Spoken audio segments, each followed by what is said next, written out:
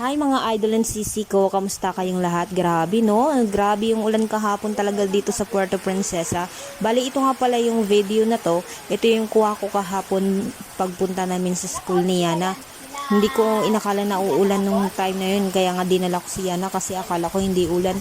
Pero naabutan kami ng ulan sa daan, oh my gosh, grabe, napasabi talaga ko kay Yana na sana hindi ka na lang sumama kasi nga grabe yung ulan, tapos yung hangin malakas din, at least mababasa ka talaga ng ulan kahit nakapayong ka pa.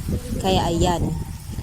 At ito nga pala yung mga orchids. Oh my gosh, ang gaganda talaga nito mga sisi and idol. Yan pala ay orchids ng auntie namin dito sa Barangay Manalo. Grabe. Kung makikita mo talaga sa personal ito mga idol and sisi ko, talagang mamangha ka at mai-inlove ka sa sobrang ganda ng mga orchids na to. Napasabi nga ako na, auntie, grabe, gustong gusto ko talaga nito, pahingi po ako ha. Tapos sabi niya, bibigyan niya daw ako, at sana naman kapag